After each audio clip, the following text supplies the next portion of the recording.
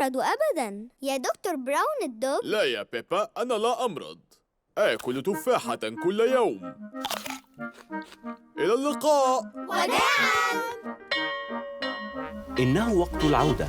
أتى أهل الأطفال ليصطحبوهم. أمي، أبي، لدي سؤال. دكتور براون الدب أتى واهتم بنا.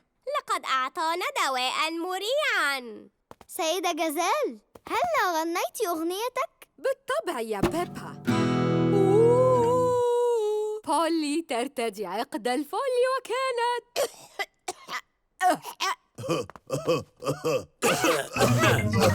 يا للهول، التقط كل الكبار السعال من بيدرو.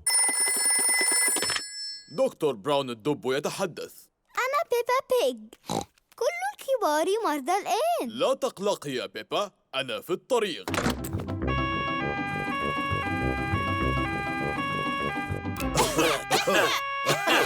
مرحبا جميعا. التقطتم عدو بيدرو صحيح؟ حسنا، قفوا في صف وافتحوا أفواهكم.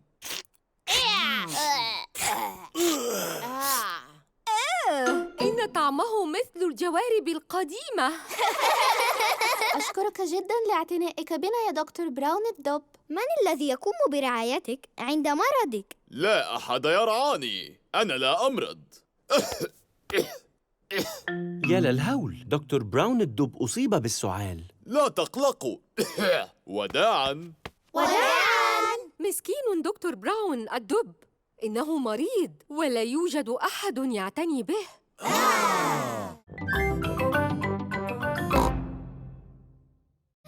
واو، ما كل هذه الكتب؟ بيبا، التزم الصمت وأنت في المكتبة. لماذا؟ لأن الناس يأتون إلى هنا للقراءة والهدوء أيضاً. التالي من فضلك. آنسة أرنبة هي أمينة المكتبة. مرحباً مامي بيج، أتعيدين هذه الكتب؟ أجل أنسة أرنبة، لنبدأ. لماذا يصفر الحاسوب؟ يصفر ليتأكد أنكم لم تستعيروه منذ وقت طويل. ربما استعرته لوقت طويل فعلاً. لا تقلق دادي بيج، ليس بهذا السوء. أوه، يا للهول، لديك الكتاب منذ 10 سنوات. ما هذا يا أبي؟ عذراً آنسة أرنبة. لا بأس، الآن يمكنك استعارة آخر. آنسة أرنبة، هل يمكن أن نستعير أنا وجورج كتاباً؟ بالطبع، قسم الأطفال يوجد هنا. أوه، انظر، جنيات، زهور وفساتين جميلة. مرحباً بيبا. أوه، مرحباً بك يا داني. سأستعير كتاباً عن كرة القدم. مرحباً بيبا. مرحباً يا سوزي. لدي كتاب عن الممرضات. اختار جورج كتاباً عن الديناصورات. ديناصور. انظروا ماذا وجدت. معلومات أخرى في عالم الإسمنت. كتاب القرد الأحمر. ليس كتاب القرد الأحمر، إنه ممل جداً. ولكن هذه قصة أخرى تبدو أكثر مرحاً. بل ليست كذلك. يحكى أن كان هناك قرد أحمر. قد تحمم ونظف أسنانه وذهب للنوم. لا، إن حاسوب الشاحنة يتكلم. ذكي صحيح، يساعدك الحاسوب لمعرفة طريقك. لكن كيف يعلم أين نريد الذهاب؟ تقولين له. أوه، مرحباً سيدة حاسوب الشاحنة. مرحباً. نحن ذاهبون في عطلة، أيمكن تحديد الطريق؟ أكمل في الطريق مستقيماً. أشكرك على المساعدة. على الرحب، فلتستمتعوا. سنذهب في عطلة بشاحنة التخييم. خطر، خطر، الزيت ينفد. ما هو الزيت؟ الزيت يساعد المحرك ليعمل بسلاسة. وهل سينفد هذا الزيت؟ لا، هذه التحذيرات تعطيك بعض الوقت. لقد نفد الزيت. أوه، يا للهول. من حظي لدي علبة زيت إضافية. أحسنت يا دادي بيج؟ ببساطة نقوم بسكب الزيت في فوهة المحرك. ما الخطب؟ لا يوجد شيء هنا، لقد اختفى المحرك. إنها الحمل الأم مع الحمل سوزي. مرحبا يا سوزي. مرحبا يا بيبا. لقد فقدنا محركنا الآن. فقدتم المحرك؟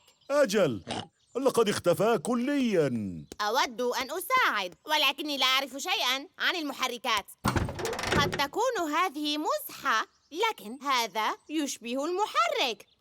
أجل، تحديد جيد. محرك شاحنة التخييم في الخلف. انتهيت. إن هذا الزيت كاف. شكراً على المساعدة.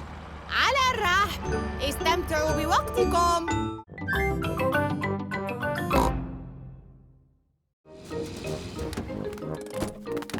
أين سأضع حقيبة ديلفين؟ في غرفتي في أعلى المنزل يا أبي. وهذه الحقيبة لليلة واحدة؟ أوه نعم، لهذا أحضرت حقيبة صغيرة فقط. دلفين جاءت لتمارس التحدث بالعربية، لذا علينا مساعدتها جميعاً. حسناً يا أمي. أولاً علي التأسف، لا أتحدث العربية بشكل جيد. تتحدثينها بشكل معقول. أنت طيب للغاية مسيو بيج، لكن هل يمكنني السؤال بخصوص التحدث بالعربية؟ بالطبع، أنا خبير في التحدث. تفضلي بالسؤال. هل الأفعال الموجودة في العربية كلها أفعال ماضية أم أفعال أمر؟ في الواقع تأخر الوقت. أن نرتب سرير دلفين؟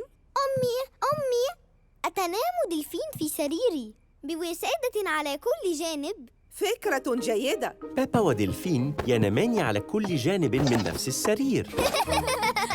يا أطفال، هيا إلى النوم. غداً يومكم مشغول. دلفين ستزور مجموعة لعبكم.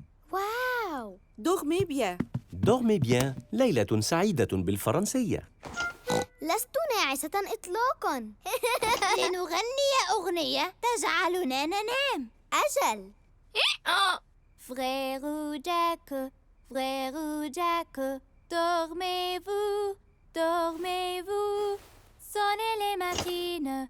أغنية دلفين الفرنسية الجميلة تسببت بنوم الجميع. Ding, ding, dong.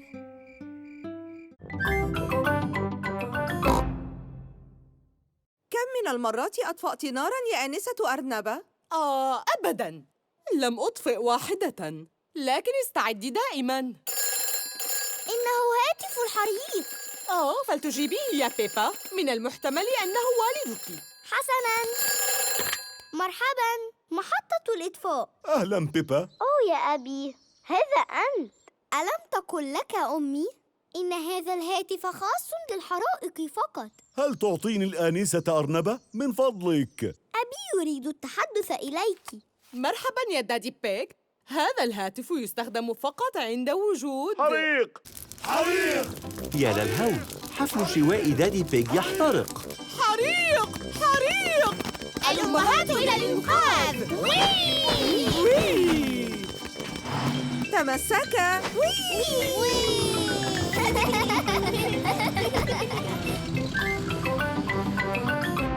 حريق! حريق! دين دونج دين دونج. سيارة آنسة أرنبة للإطفاء. ارجعوا للخلف يا آباء! الكلبة الأم، هيا افتحي المياه. أمرك مامي بيج. انطفأ الحريق. نشكرك لإنقاذنا. عفواً، نحن دائماً في الخدمة. خدمة إطفاء الحرائق للأمهات. والآن بعد أن بللت آنسة أرنبة حديقتنا، نستطيع جميعاً القفز في برك الطين. أحب سيارات الإطفاء، خاصة عندما تقوم بصنع براكوتين.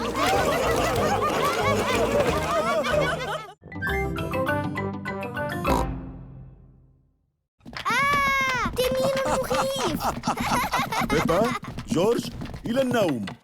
لكن جراندبا بيج لم يقم بإكمال القصة بعد يا أبي. سوف أنهيها. سأكون في الأسفل بسرعة. حسناً، هناك ولد، شجرة فاصولياء، قلعة، أميرة جميلة، فارس شجاع، طباخ، ساحر وتنين مخيف. وملك جائع للغاية. إذن تناول الجميع عشاء كبيرا وعاشوا بسعادة أبدية. النهاية. ثم أقاموا حفلة وجاء كل أصدقائهم.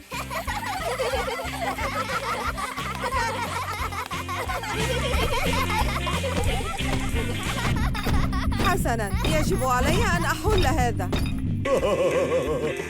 دادي بيج. أوشكوا على النوم. شكراً، سوف أتولى الأمر. عليك إنهاء القصة يا أمي. حسناً، بسرعة، أخبريني ماذا حدث. كان يا مكان في قديم الزمان منذ زمن بعيد. مامي بيج ظلت هناك لمدة طويلة. يمكنني سماع شخيرهم. وأخيراً بيبا وجورج نائمان. وعاشوا جميعاً في سعادة أبدية. النهاية. بيبا؟ جورج؟ هش، إن أمي نائمة يا أبي. يبدو أن الأمير